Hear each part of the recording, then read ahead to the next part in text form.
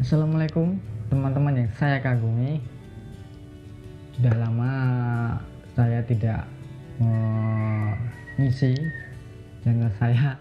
Oke, untuk kali ini saya akan membagikan sedikit pengalaman saya ketika mendaki ke Gunung Merbabu beberapa minggu yang lalu, sebelum pandemi COVID ini mengisolasi kita.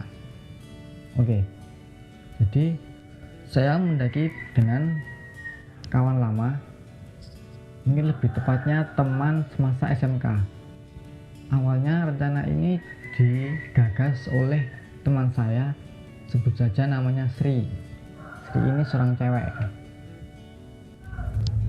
Jadi Sri ini sewaktu lulus SMK, dia langsung bekerja ke salah satu perusahaan emas yang berada di Bandung, dan dia ingin mengambil cuti tapi bingung mau kemana. Jadi dia mau lobby saya dan mengajak saya ke Gunung Merbabu. Dia juga mengajak kawan saya lama, yaitu Tian, yang sebenarnya juga teman saya waktu SMK. Awalnya cuma kami bertiga, saya, Sri, dan Tian. Tapi seiring waktu, beberapa hari ke depan, yaitu bertambah 3, yaitu Desi, Patmo, dan Agung. Dan Patmo ini teman satu kelas dengan saya, Desi teman dekat dengan Tian. Terus si Agung ini teman saya satu desa. Dia juga pernah ikut mendaki bareng saya ke Gunung Merbabu tahun 2018. Oke, awalnya kami ini ingin lewat jalur Selo, naik lewat Selo, turun lewat Selo. Tapi si Tian dan Patmo ini penasaran dengan jalur Suwanting yang konon katanya indah dengan savananya yang sangat luas. Alhasil kami merumuskan ingin lintas jalur, naik lewat Suwanting, turun lewat Selo. Hari Jumat sekitar jam setengah 9 kami berkumpul di kediaman rumah saya, yaitu di Jogja, tepatnya di Kalasan. Yang tahu Candi Prambanan pasti tahulah, Jogja istimewa. Kami berangkat jam setengah 9, diantar oleh teman saya satu desa, namanya itu Yangga. Kami diantar menggunakan mobilnya yang bisa disebut seperti sedan, mobil sedan. Dan bayangkan saja, mobil sedan yang hanya muat 5-6 orang, tapi kita harus masuk ke dalam 7 orang dan ditambah tas carrier kami. Jam perjalanan darat, akhirnya kami sampai di base camp Suwanting.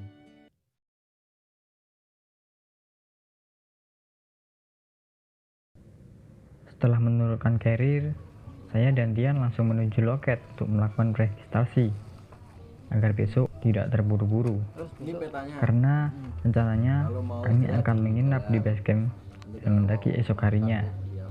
Oh iya, base camp ini baru dibuka karena beberapa minggu yang lalu sempat ditutup karena insiden kebakaran.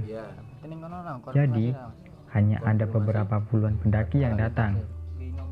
Nanti kan kalau sampai sana kan pasti laporan sama yang jaga.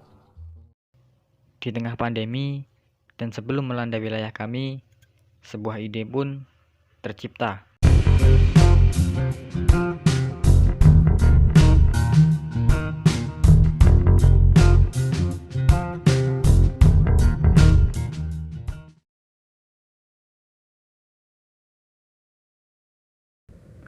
Tak terasa, jarum jam sudah menunjukkan pukul 5 pagi. Kami bergegas bangun dan sejenak sholat subuh. Pukul 6 pagi, kami packing carrier. Setelah itu kami start mendaki. Jangan lupa, sebelum melakukan sesuatu apapun itu, langkah baiknya jika kita berdoa terlebih dahulu.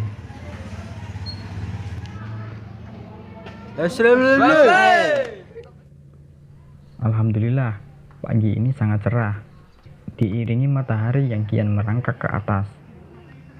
Tampak dari kejauhan, merbabu terlihat gagah dan jelas. Kami melewati ladang persawahan penduduk setempat. Pesawahan yang kian hijau, udara yang kian sejuk, dan nyanyian burung di sautan membuat hati sangat damai. Setelah beberapa menit berjalan, kami sampai di gapura pendakian. Tak terlalu berlama-lama, kami lanjut menuju pos 1.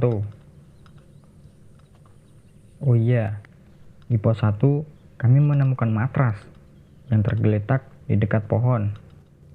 Saya kira mungkin matras ini tertinggal oleh rombongan lain. Sri berinisiatif untuk membawanya saja, jika nanti di atas ada yang kehilangan matrasnya.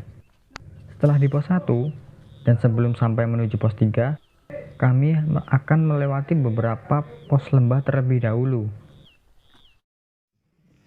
Ada 4 pos lembah: Lembah Gosong, Lembah Cemoro, Lembah Manding, dan Lembah Merinjan, yaitu 2 lembah di antara pos 1 ke pos 2 dan 2 lembah lainnya dari pos 2 ke pos 3. Dari pos 1 ke pos 2 kami berjalan sekitar kurang lebih 4 jam.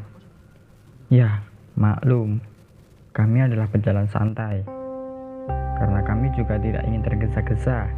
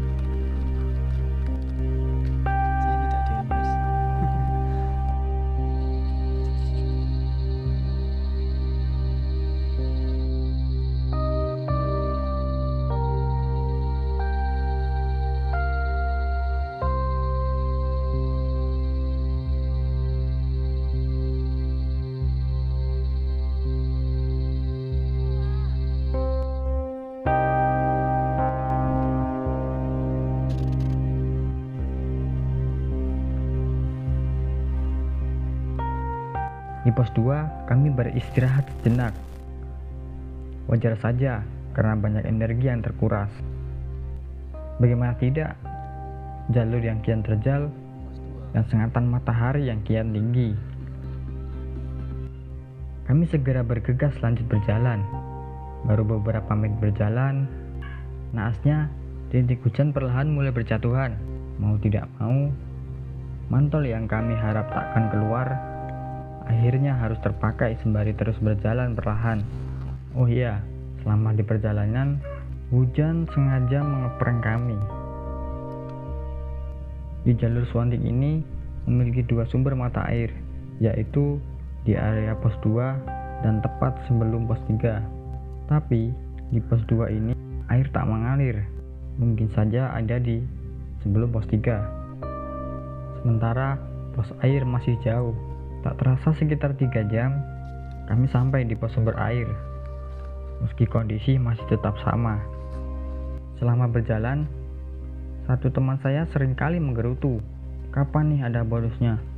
Gila, katanya. Di pos air, kami mengisi beberapa botol air sembari rehat dari truk di angkian terjal. Setelah selesai, kami segera bergegas ke pos 3 yang berada tak terlalu jauh dari pos air. 3 orang dari kami, yaitu Agung, Patmo, dan Sri, masih sigap dahulu di depan. Sementara saya, Tian, dan Desi memilih untuk tak terlalu terburu-buru, tapi juga tak terlalu lambat, karena kondisi yang hujan lebat dan trek yang kian horizon. Sekitar pukul 4 sore, kami sampai di pos 3. Beruntungnya jika kami di pos 3, kami bisa mendirikan tenda sebelum menjelang malam, dan kami bisa melihat senja di ketinggian tepat di depan mata.